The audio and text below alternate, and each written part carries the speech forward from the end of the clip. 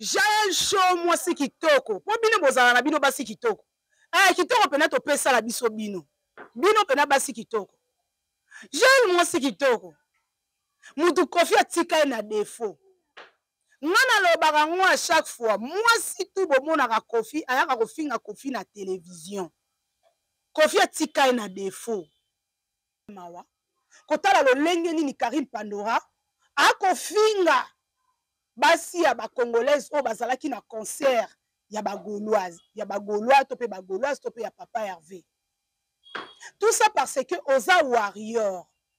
Ceux qui bakati makila bakati yo poso to pe bakati yo musu kitoko. Manuela kitoko za bena mwasi kitoko. Manuela kitoko façon afingeli bandeko na biso ya basi yo bakendaki arena. Mais na okamwa Manuela kitoko kuna roti élément na awate. Na bote oyo za nango okoka kobota jamais bana tata. Parce que moi c'est kitoko to mona ko ba maman Denise Niakeru abali mobali na ba kembi lelo aza chef de l'état au sepela. La beauté d'une femme c'est la tête. J'ai toujours l'habitude de vous dire. Et ça to pakoli ambi oteli makasi ndo lobi yo moi c'est kitoko. En oubliant que Fally Ipupa moi na bimie pa Kofi. Quand elle a exploit à Fally, c'est Kofi Olomide. C'est Kofi.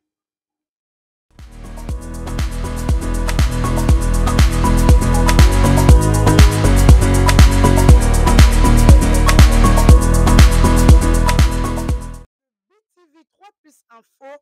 Boye ibolamu na analyse na biso oto kundolaka makamba minene persi de ndaka la baobet yewana en tout cas de retour mikoleleka ki ebele tozaki na ba makambo ebele tozaki ko sala en coulisses o e permetta ki te pena to kuta na ndenge to kuta na ka kasi ba actualité eleki tellement ebele bokomeli biso en tout cas merci beaucoup na bino nyonso o bokomela biso. Le numéro est affiché au bas de vos petits écrans plus de 143 98 42 64 178 bokomeli biso comme d'habitude. Personne ne kala bobette lelo aye pena na mama solo. Mais tout à moi ba bordure comme d'habitude. Le quoi bino bokoma ko benga ba vérité ba bordure. Biso pe to koma pe obenga ka ba bordure le ko la bino ka ndenge internet ekendara.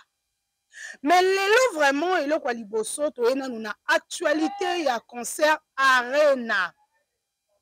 Yandeko la biso Ferregola, papa Hervé, ou abeti double arena Didas, ou ningisi bato, ou salisi le missionnette, ou lobisi bato, et faire couler ba encre na ba salive. Tolandi yango et on se retrouve tout juste après pour continuer émission na biso.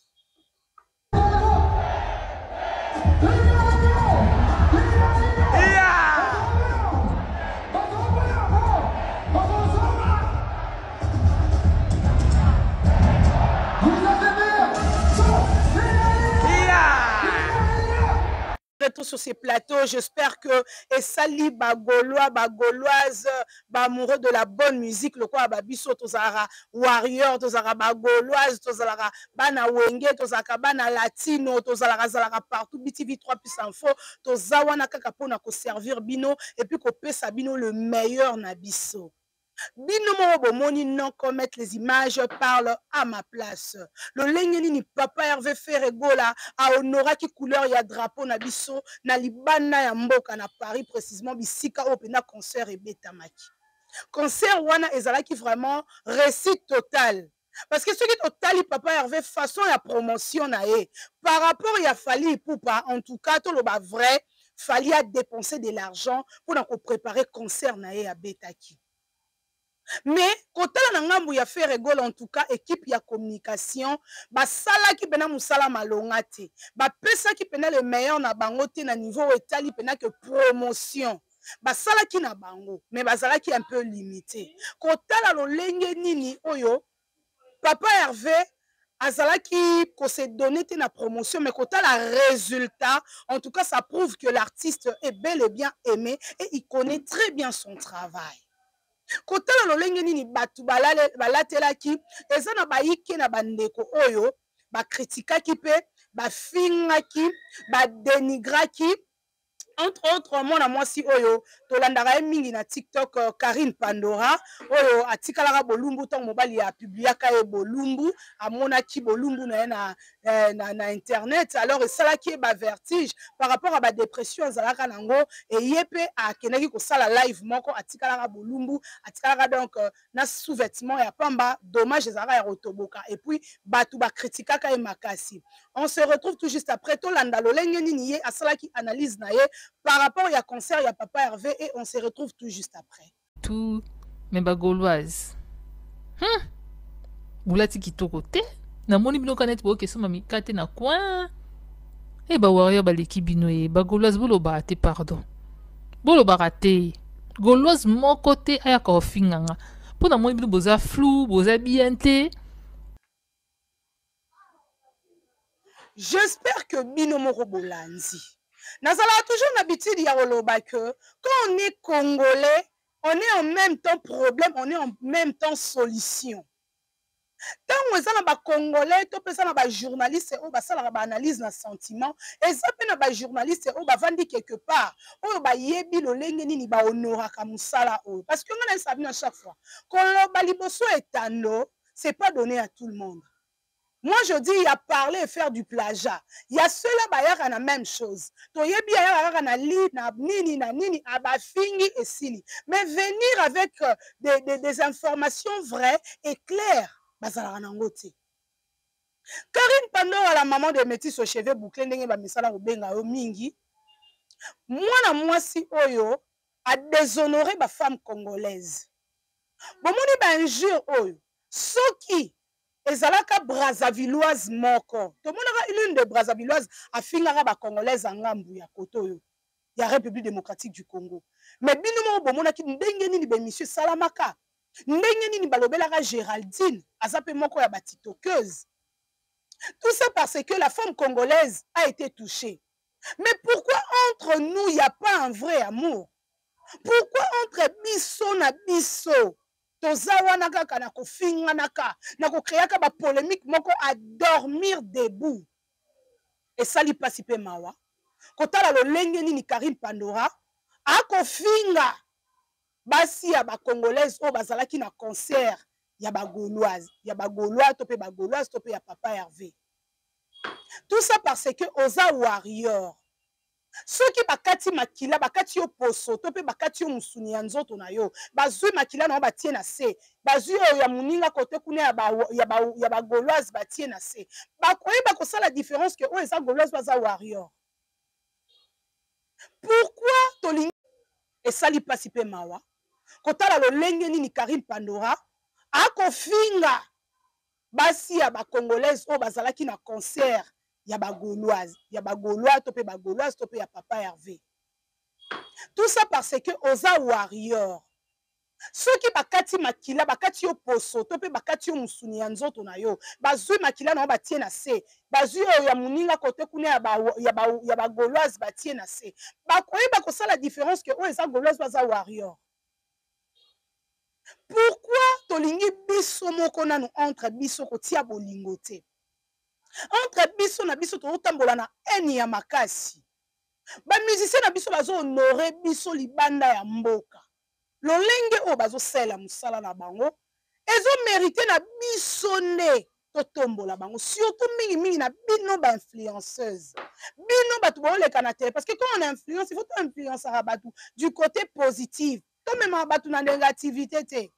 Yango lelo oromona que where son na jibe ba benda na batu bakufara mais lelo to mona bango ba beta na concert ya mwana nini na mariage ya mwana ya jibe wenge mobimba na wenge tonya pa zalaki mais to mona ba mabala lolenge nini panzana ka suite ya ba conflit moko à dormir debout o ezo tenir te nga personne dakala barbette na lobango à chaque fois nazwa ba proposition parce que koloba pe tozalaka nango ya kosala pe bémission ya kofingaka pe mais so tosala ngo te c'est parce que to pratiquer ka musala na biso comme il faut o eza travail mon noble lelo musala na biso eza na valeur te parce que mutu mo baki ayekoli micro ayekoli koloba atie caméra na ye abandi koloba et puis bazwi biso so batie biso na kati ya même sac mais so bayeta pe tofai na rédaction boye mawa plein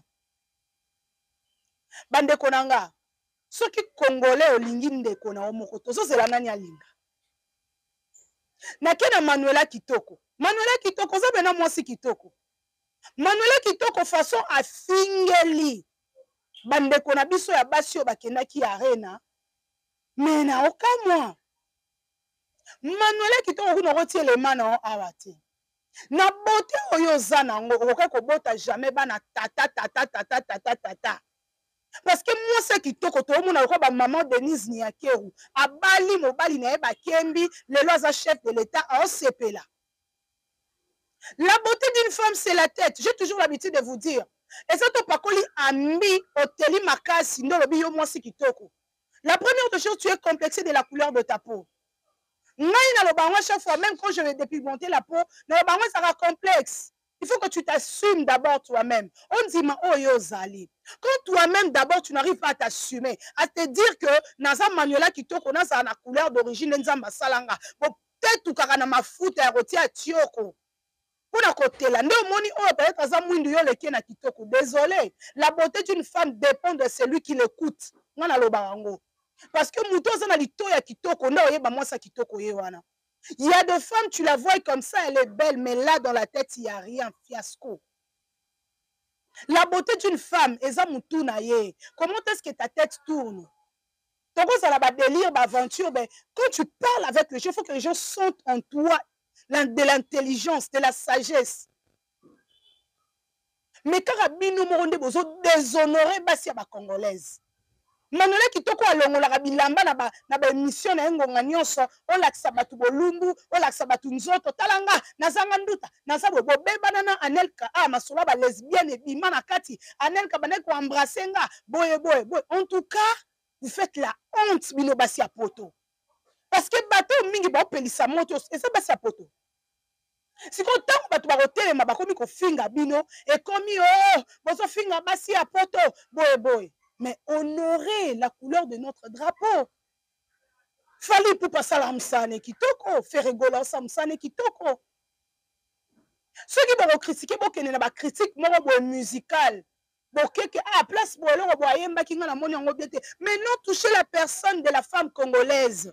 C'est ce que ezelo comme ça tozo boycotter. Eza eloko bisoto boyi, bisoto lingite. Eza eloko wana.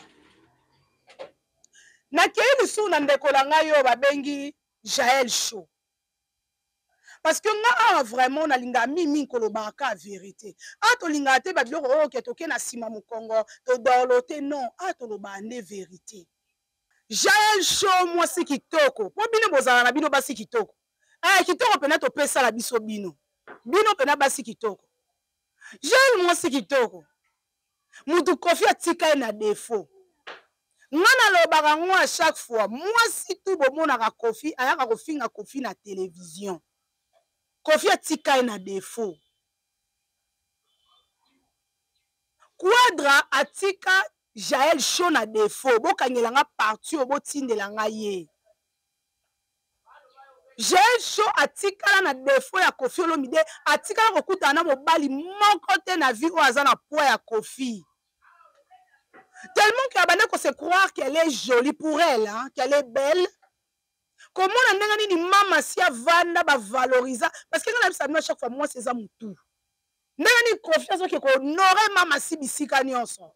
Ce que Jaël Show moni ba utiliser le quoi torchon. Pour ailler, ami monaka que na pena na muto, ngana mibulaka que comme no me dit que ngana grande.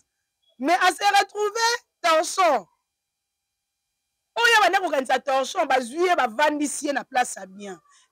C'est pour cela dans la vie, il faut éviter de dénigrer les autres. La capacité d'une personne dans le futur. Na présenté. On a Sabine à chaque fois, on a étendu depuis 2011. Tovanzi. Avenir ne repèse à biso raison. Yamba ou na vitesse, bazo leka, bazo kende, bravo à vous. Mais chaque chose a son temps. Jaël Show nazua o azara nango abandi ofinga Kofi. Atiki liboum, libanda, bobo. Vous-même regardez. Les images parlent à ma place. Est-ce que Kofi Olomide tango mataki na scène? Atiki liboum na libanda amataki alataki elamba na ye bien, blouson na ye atie pe chemise na ye bien na kati. Tout ça parce que Kofi atika ye na défaut. Siko so bolinga bondima te makambo nga na oloba. Yana ba nungu mo elekaka entre Kofi Olomide na Karim Okondila Baron. Karim Okondila Baron afingaka Kofi na degré moko boye, batu bako mo bondela ye. Yeloko bibisinga, ngabela ko bibisa ye, ngala ko sala be. Sia, wa mobali, ngaibo. La nyonso na sima Karim Okondi. Mais bolandaka bino moko elema oyo. Bomona lolenge nini Karim Okondi na munoko na ye moko la Baron. Lolenge nini azotombola Kofi Olomide. Ngeloko na beno lekisa ngo te botika ofinga Kofi. Peut-être l'amour na ye pona Kofi Olomide. On comprendre que jour Kofi Obenda Jaël Show, bon mon anda a changé. Ba warrior bo timba. Moi suis à Kosa Abino. Total no élément et on se retrouve tout juste après. Enfin.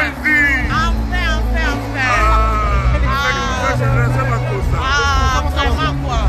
Maman papa tout ça là quoi. Kofi, je t'aime trop. Kofi, tu sais que je t'aime trop. C'est vrai. Mais si je t'aime trop, Kofi. C'est gentil. Waouh.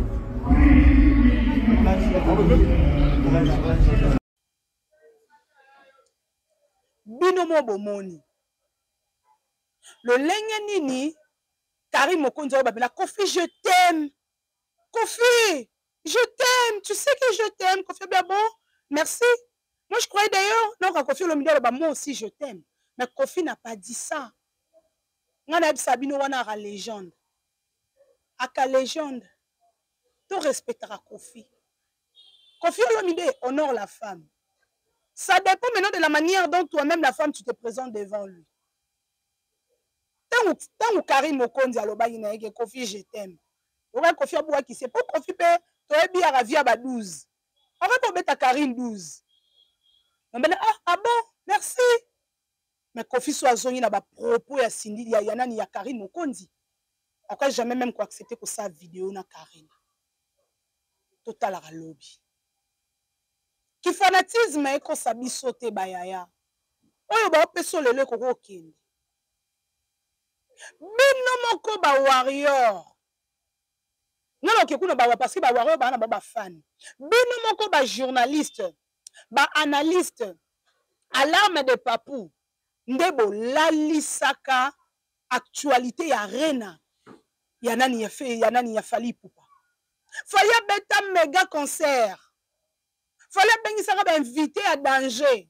J'ai choyon lelo né après concert ya faire gola ndo beta lisola Youssou. Moi maeleta. Lelo beta masola Youssou lelo. Tant il fallait vendre la biso bandolo baké. Ah, fallait inviter les gens, inviter muto munene boye. Et ça tant au concert uté ko betama. Boké ko susciter même ba vidéo là. Bobimisi. Ngana ba vidéo musu ya Fally Ipupa na yo mona ngo kaka na concert o ya faire rigola. En tout cas, bravo à vous l'équipe, il a fait rigola parce que après concert, vous salez pena musala comme il faut. Bangonde marambu fait marchaka. Bino na bino manique de John, te muto munene boye. Et ça tant au concert uté ko betama. Boké ko susciter même ba vidéo là. Bobimisi. Ngana ba vidéo musu ya Fally Ipupa na yo mona ngo kaka na concert o ya fait rigola. En tout cas, bravo à vous l'équipe, il a fait rigola parce que après concert, vous salez pena musala comme il faut. Bangonde marambu fait marchaka. Bino na bino manique de John maele mukie. Manique de John na Jaël Show bakobi ko finga na ba na poto. Manique de John na plateau. Ola beta masolo. Ya nini ya concert ya Fally Ipupa ya Arena. Ya bandi ko finga na Jaël. Jaël aleki bandi ko finga. Kisi njora kuna finga. Mais Fally mawa. Ngana ebisa bino Fally asala promotion na ye moko. Fallait salir promotion na ye moko. C'est un homme fort. Franchement, c'est quelqu'un on a peine na talara à motiver na mambo belé. Parce que quand je vois Fally Ipupa, que c'est encourageux. Azelaka ba fort à mutu te po za o yaza. Ya ba courage on la lingara un jour papa Hervé akoma nango.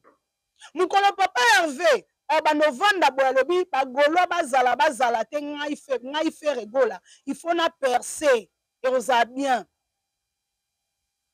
Toke malem bepo na oke côté kuna. J'ai un choix préféré la relaxation pour lumbu na ye, motaka na ye, liboso na ye. À la place ya Rovanda a expliqué biso concert et le kandeni utala nenge Karim Okondi la barona salaki. Bangona ba era. Bangona ba Chantal Bomolo, ba liboso wana ya arena avant concert, ba ozo ba image. Yango wana fait bo sala. Lo ba Mark Tabu ba salaki. Avant concert, c'est une promotion grave. Baleki na bango na ba chaîne minene te. Mettons comme ba jour jiko, babi il faut te motiver ba tout pesa ba tout pour ça. Et là mutu busu tonga moni Karim Okondi azu motivation. Mutu busu atali bo moni era azu motivation. Mutu busu atali bo moni tala na moni kuna na Mark Tabu. Ba komi ko so même na ba danseuse ya kala ya ba viva la musique ba yaki wana tout. Tout ça pourquoi? Pour ajuster, pour booster le fan baya na rendez-vous. Yo ka titi batema ki bana sanga sentiment. Promotion basala ngo til le jour J. No ba image ya Fally ali banda par ya mki na tala grâce mbizi ya salaka. Monica de John yo sala ibisonini. J'ai chaussé la kibisonini. Pour bo seka ba memi ba le ketchute, ba memi ba nanite. Bato nyosu ba memi wana te bon. OK. Bon, on est là, Karim Okondi la baronne. Ah, toi, on a Chantal Beau, la responsable de raté tout refait. Karim, il toque là, il toque, il toque. Bon, moi, je dis 16h, moi, je dis 16h, tu éviter. Tu vas 16h pour la baba, tu bon. Nous, on va partir, babi, il dit là, ça reine, au moins, les héroïnes là. Tout le monde, tout le monde, la journée, payé, tout le monde, toujours. Des gens candidats s'arrêtent à Kakaboye. Toujours. Natika pour la Tinate. Direct de London, hein? Si. Le London, hein, Tozali. Mal la London est l'enguetta. Mal la mousse est rien, Iteguna. Rien à l'amour. Toujours.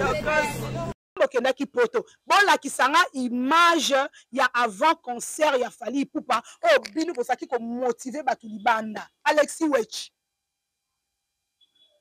Mais bokomi directement bondo fingara Kofi Olomide. Légende. En oubliant que Fally Ipupa moi na bimie pas Kofi. Quand elle a exploit à Fally, c'est Kofi Olomide. C'est Kofi. Des fois, il faut que beaucoup de gens aient la vérité. Moi, je mange chez personne. Na vivra vie na quoi na moi quoi ngalanga. Na ro yate na pelisi caméra na pour na satisfaire yo. Jamais. Solomoni, ça ne va pas. Allô? Boss Pierre Elvis. Papa, BTV 3 plus info. Ça ne va pas ici.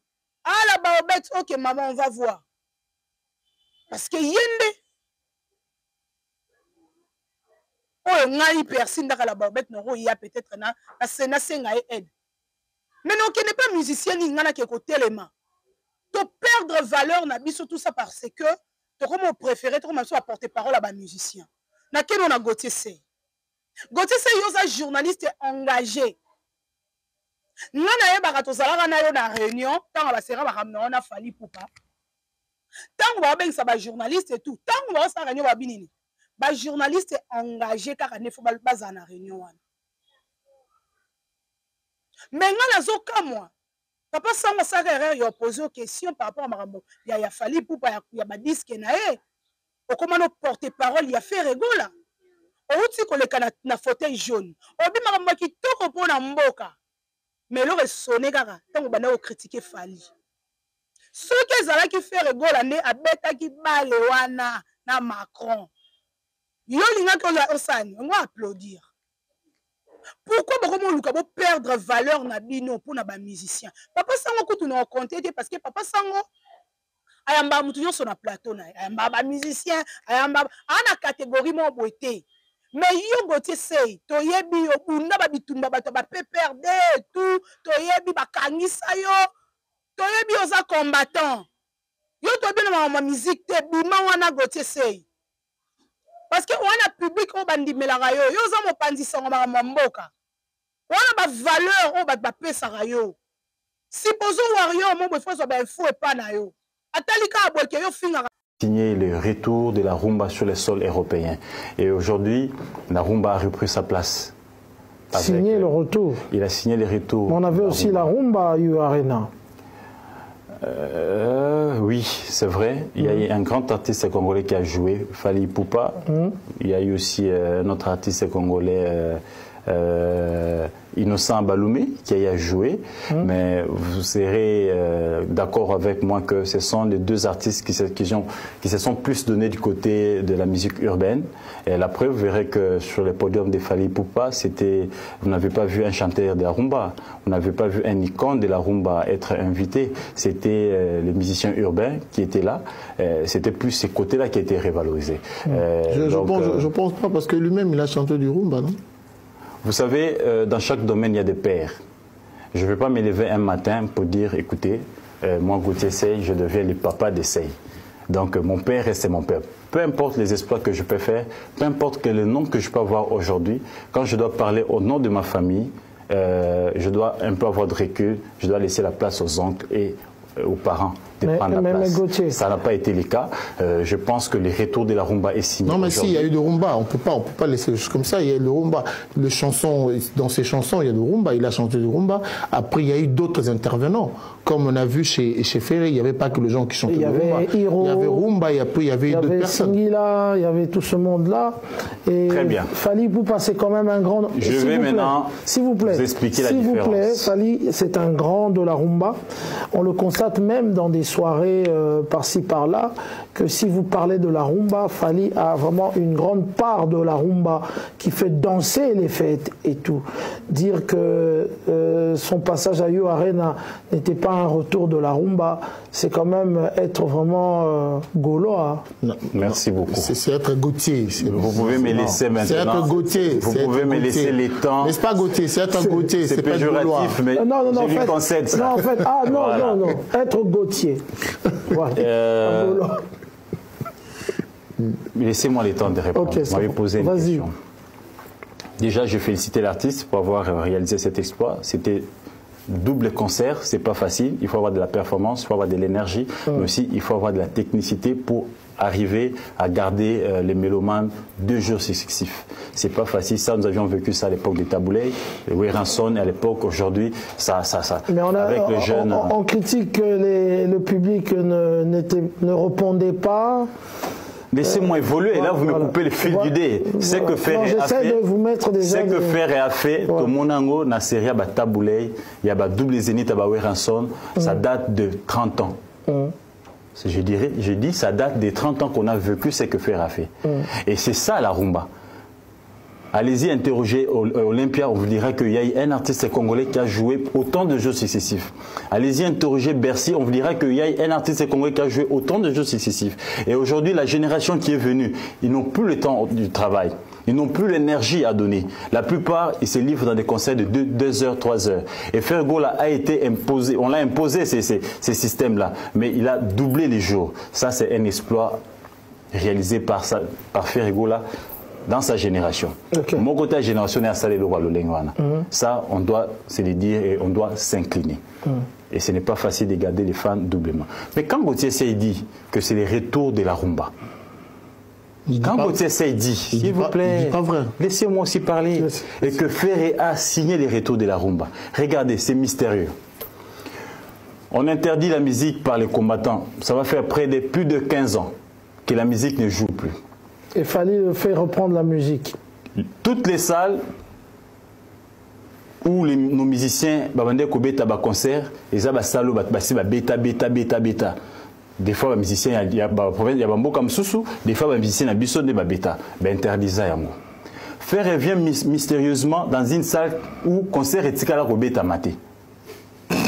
Une nouvelle salle nouvellement construite. Ah, Faire inaugure la salle.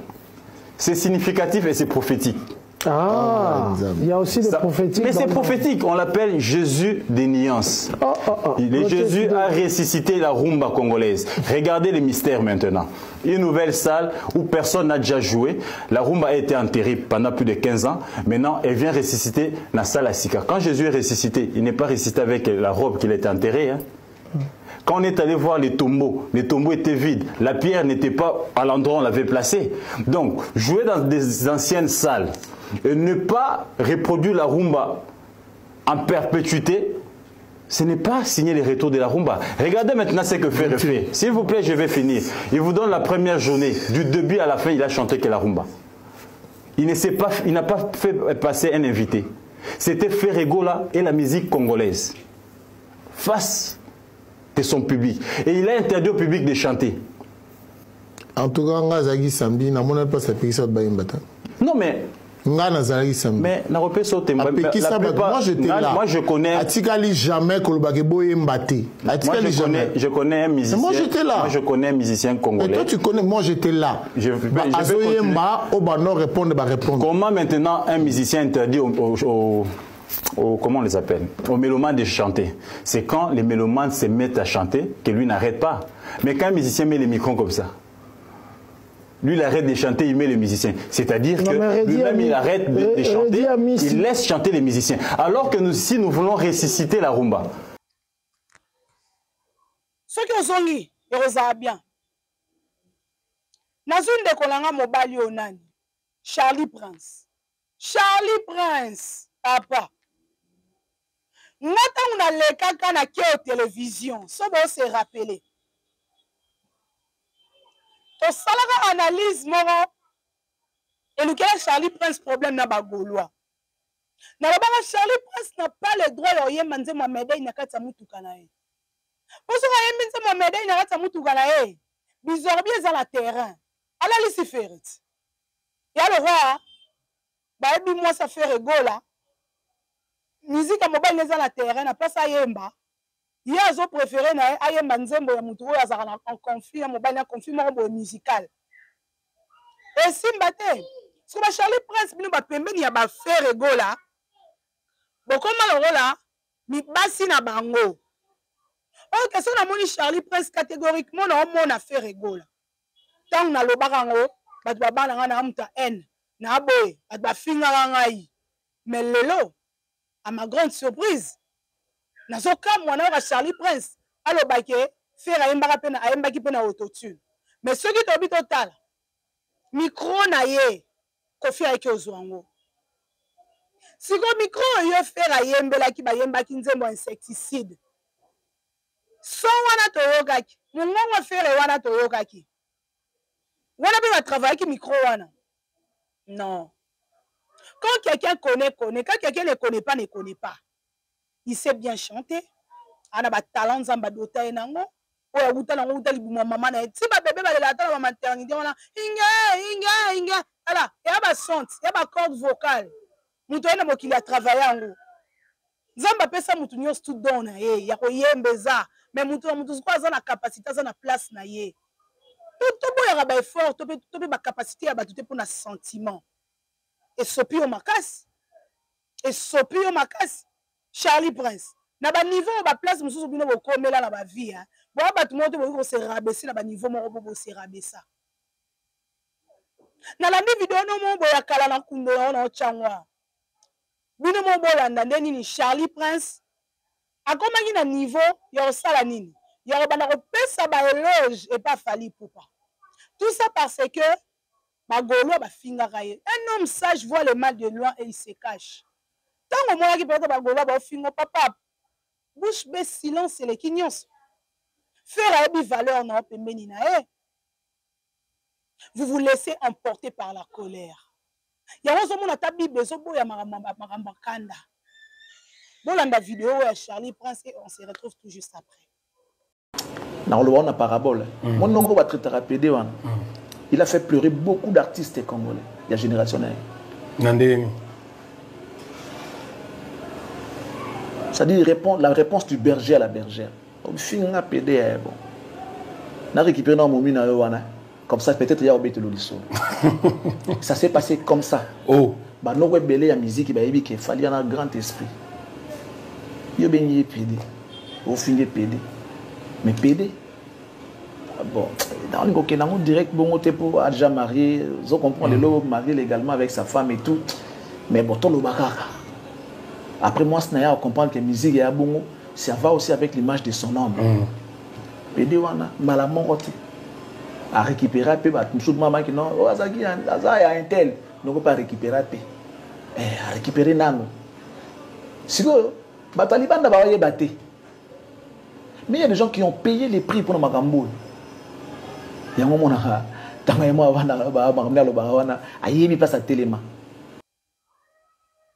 Binomo Bomoni, comment est-ce que Charlie Prince a changé les côtés? On a vidéo à Kal. Si quoi, alors le Bamarambuke, faire un bagino, c'est un débat dormir debout, s'il te plaît. Faire un sali, alors reprendre à ma casse. À quel an a spectacle? Parce que bateau, tu fais pas ça, le spectacle, bah, musique qui ning, ou bah, batika la kira. Ce qui se passe, c'est que qui fait référence à la chipoy. Bah, ça perd, bah, zoya, bah, ça, là, bah, maramna bango. Si quoi, bah, toi, on a zate, faire un nassan. Improviser, à ça, il est entré normal. Où est le problème? Est-ce qu'on est censé de copier l'autre? On est obligé de faire comme Fali? Est-ce que Fali, on est obligé de faire comme Ferregola? Non! Namoni Fali Poupa, na tapis rouge à flamme. En tout cas, wana tobeti maboko. Tobeti maboko. To encourager l'artiste na biso. To poussa bango liboso, ba osala honneur na biso. Mais makambo biso to romo osala, c'est la honte. C'est la honte. C'est la honte. Nala baobet na capable na longo la rôle na ngai ya ki journaliste na koma na nga mukala ya faire gola pour lobi faire me manga na poto. Si on a mon Vivette ba osala ngo Vivette ane journaliste était azayi na danseuse. Si on a mon j'ai show osala ngo journaliste était danseuse. Mais ngai depuis na la télévision ba yebi nga journaliste, je n'ai pas le temps. La proposition pe yarati. To bi le bambanga pe roloba. Mais total, toi babisika nini to okende. Total, toi bike ngai objectif dans les place beau. Alors pour atteindre en il faut na babisika nini na chama kolonanga. En tout cas vraiment to ko pe na souka ya analyse na biso. Mais na on obligé de rôle en grosso modo bravo à toi papa Hervé. Va de l'avant. Le 15 toujours zélapé. En tout cas papa Hervé bravo à vous. Osali musala kitoko promotion zaki ya malonga te mais Adidas a signé na yo likolo nango lisusu bazuif elongi na yo Adidas a saleli yo faute asali yo don polo marque atie elongi na yo ye Adidas avandi wana mais non pour muto koma na niveau wana eba banzingi bino vidéo mo boye ya mon vieux la dilondole ye mo azwa ki sal neni ezaki plein. C'est parmi les grands journalistes. On peut voir ça la fierté Nabiso.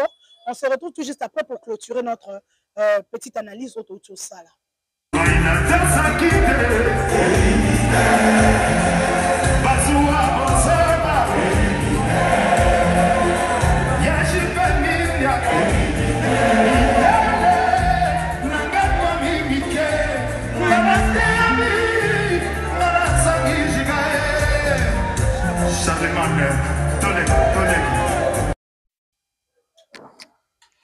Et voilà de retour sur ce plateau. J'espère que Binomo Bomoni non commettre. En tout cas, on a besoin de la synthèse ya nyonso. Na on nyonso binobo lobby. Faire gola asali honneur na biso. Ba mamo bazala ki wana ba jeune fille bazala ki wana. Basi kitoko mibali kitoko. En tout cas, on a kamwe na mona moko ya ba warrior kolobake Na concert wana, il y avait des pauvres. Ah, les Congolais, bon, la mité, maman, je ne sais pas. Hein. Des fois, pendant l'étranger, c'est caca. Même Général Macron était déçu. Ah, mais comment est-ce que entre vous, vous n'arrivez pas à vous aimer? Comment est-ce que vous allez nous aimer, nous les étrangers? Ça fait peur. Ça fait peur. Il y a un monde congolais, il y a un bangé, bisika nyoswa le kaka. Bisika nyoswa congolais le kaka. Et bangisa. Yo ozo finga batu ba pauvre, pour nous chatter les manos à te. Yo ozo finga batu ba pauvre, yo mono kutano kabelo malongo china mutute. Pour son homme, on a eza déshydraté. Mbebo kauki yo. Bon, on a appelé que osa les missions moro bozi là, bapeso moi $20. Ok, no cha moi moto pensa. Pour filmer la biso no bisika bolala ka banda ko bobimela comme ça, to ye ba pe o mona bino tango finga ba pauvre, filmer la biso be famille na yo ndaku na yo. Neti sara to la, tango finga ka tango loba ka la sara ndaku na la sara bisika bimela ka. Poza ba courage o ba sara to la ba Karim Mokonzi. Poza ka lango. Ezate ke bozo finga batu ki kuku no place o bimela ozo bomba. Fali ano 15 jours. Alinga Marco c'est ça les kala ba propos bongo na télévision parce que ça ba propos moko discriminatoire ozo le kanango ozo discriminer batu pona Fali Poupa c'est un monsieur très bien éduqué ye moko la banga mukolo Marco c'est sur le kamwa de pempa lo bana bloqué ye moi na ne moko meka buzo ba longola même combo na ye na nzoto un papa qui sait comment discipliner ses enfants. On vous utilise. Besoin on a proposé la moto ya Fali. Mata, bino, kita. Un jour, bobenga mi boza basi na ba mabala. Saute pe bona ba mabala. Bona ba bokilo. Tala. Na wanda musique. Lobi to mona basi musu ba se retrouver na ba balabala ba poignarder bango. Moi je vous dis vrai. A lire batu ba finga nilaka. Si batu ba ndo kufa. On a zo benga président Sesak. Ngongo yango bana ko sanctionner ba journaliste mususu parce que bazo komi ko tenir ba propos moko oyo komi ko kitisa biso makasi ngana moni garçon libulu e koti obimi libulu ba bimana ngo libulu ba autorité bozu mo mobala na bo mener vidir bo kangisi ye mais tandis que to vandara awa to mona ba journaliste soi-disant neni ba finga ka parti na parti ya nzoto. Nazomona Jaël Show abimi bolumbu mais natikali ko mona te ba autorité ba lobelango mais nzembo libulu wana na ba fête ezobina na nzembo libulu wana bazo sela ba challenge mais ye wana bokangi mo mobala bato boteli eta ba mande belé ba mande belé bosu ba mande belé boteli mo mobali wana hein tout ça parce qu'il y a libulu. Mais to kota kata ba live sur TikTok. Tout le monde a bêtise ou l'Obamaka. Mais non. Des fois il faut pepe sope bobino pe ba autorité bo yeba neni ensemble. Ça bino. Bato okanga bo okanga te mais mutu moko bo peut-être sali mo erreur. Combien de musiciens ba yembi ba bêtise na mboko. O bino bo compliqué bango vie bo été. C'est qu'il y a na main noire et na sima. Pour musique ya bongo le roi pe garçon a cartonaki ba vie moko bo pe mité mesuki bango ba ko chela libaya na sima po bala lisae alongo la biloko nyotu na plateforme na tout si konga na lina tuna ba journaliste soi-disant bazo le kaka bazo finga ba bêtise ba nzoto ba mama chaque jour ya ba papa chaque jour Alexis we chakoma la niveau lo ba ke Kofi ala kada libata ngana mona na ngai mututa ya telemela ye tango bo luka bola ki sa discipline bo banda ngono na corps journalistique. Bo banana na biso parce que biso ne to bebisa masse. En tout cas vraiment c'est cette émission vraiment la déception makasi. DJ courage à toi parce que mboka na biso na ora boy. Bato il faut to kanga to tcha na kati ya boloko to tika bo tambola. Ba journaliste o ba mériter ba piriger te so bengi ka vie na ekingandi abetaka na colonel kingandi babimisi. Mais garçon wana bo compliqué vie makasi. Tandis que nzemba libulu ebina makaka to encourager ngote mais bon memende bo mema e wana pété izoleka parce que biso na nunde to zabo na monde biso na ba journaliste ezana makambo belé photo longola bato belé fa kata bango pena ba lekate nous ezape na mboko